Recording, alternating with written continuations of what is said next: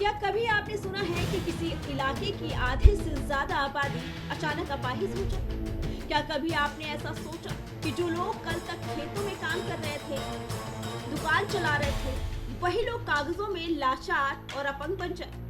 और सबसे बड़ा सवाल, क्या कोई जूस बेचने वाला आदमी सरकारी खजाने को ऐसा चूस सकता है कि देखते ही देखते करोड़पति बन जाए?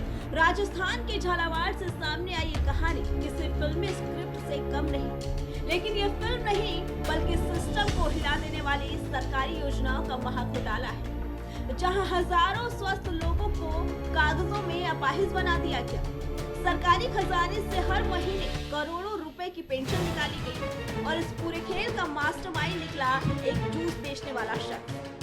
कैसे चला ये खेल, कैसे बना एक पूरा नेटवर्क और कैसे सरकारी सिस्टम को भी बनाया गया इस ठगी का हथियार, चलिए आपको बताते हैं।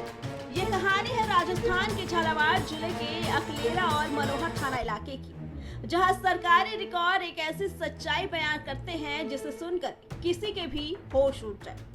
कागजों में यहाँ हजारों लोग अपाहिज हैं। बताया जा रहा है कि इलाके की बड़ी आबादी को विकलांग घोषित कर दिया गया और हर महीने करीब 1300 रुपए की डिसेबिलिटी पेंशन उनके खातों में भेजी जाने लगी। लेकिन असलियत इससे बिल्कुल उलट निकली। पुलिस जांच में सामने आया कि इस पूरे खेल का मास्टरमाइंड है राम अवतार सैनी, जो कभी सड़क किनारे जूस की ठेला लगाकर गुजारा करता था। कभी ऐसा वक्त था जब गरीबी के कारण उसके पिता को अपनी जमीन बेचनी पड़ी थी, लेकिन कुछ ही सालों में राम अवतार की जिंदगी अचानक बदल गई। जूस बेचने वाला शख्स लग्जरी कारों में घूमने लगा, करोड़ों की कोठी बन गई और वो रातों रात करोड़पति बन गया।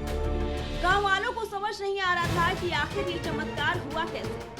फिर पुलिस को एक मुखबिर से सूचना मिली और जब जांच शुरू हुई तो सामने आया एक ऐसा जाल जिसने पूरे सिस्टम को शर्मसार कर दिया। पुलिस के मुताबिक राम अवतार के पास से करीब 99 लाख लोगों का पर्सनल डाटा बरामद हुआ। यही डाटा उसका सबसे बड़ा हथियार था। राम अवतार ने सबसे पहले सरकारी ई मित्र संचालकों को अपने जाल में फंसाया। उन्हें 50% तक कमीशन का लालच दिया गया। इसके बाद शुरू हुआ असली खेल। स्थानीय लोगों को थोड़े पैसों का लालच देकर उनसे फर्जी डिसेबिलिटी फॉर्म भरवाए गए। पूरी तरह से स्वस्थ लोगों को कागजों में अपाहिज बना दिया गया। लेकिन इस घोटाले की जड़ें सिर्फ दलालों तक सीमित नहीं थी।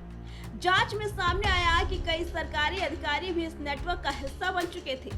सीएमओ से लेकर तहसीलदार और बीडीओ तक कई अफसरों ने रिश्वत के बदले फर्जी मेडिकल सर्टिफिकेट और दस्तावेज जारी कर दिए। ऑफिस में बैठकर तंदुरुस्त लोगों को अपाहिज घोषित कर दिया गया। देखते ही देखते हजारों लोग पेंशन भोगी बन गए और सरकारी खजाने से करोड़ों रुपए निकलने लगे।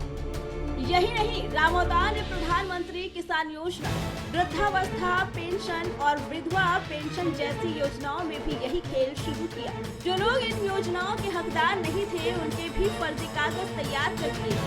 बताया जा रहा है कि इस पूरे नेटवर्क से राम अवतार हर महीने करीब 5 करोड़ रुपए तक की कमाई कर रहा था। ठगी के इसी पैसे से उसने अपने पिता की बेची हुई जमीन 1.5 करोड़ रुपए देकर दोबारा खरीद ली। अब पुलिस इस पूरे मामले में बड़ी कार्रवाई कर चुकी है। अब तक करीब 50 लोगों को गिरफ्तार किया जा चुका है और 11,000 से ज्यादा बैंक खातों को सीज किया जा चुका है। जांच में ये भी सामने आया कि ये सिर्फ झालावाड़ का एक मॉड्यूल नहीं था, बल्कि ऐसे करीब 40 मॉड्यूल पूरे राजस्थान में सक्रिय हो सकते हैं। यानी एक जूस बेचने वाले ने ऐसा नेटवर्क खड़ा किया जिसने सरकारी योजनाओं के नाम पर पूरे सिस्टम को ही निचोड़ डाला। अब मास्टरमाइंड सलाखों के पीछे है, लेकिन सवाल अभी भी बाकी है।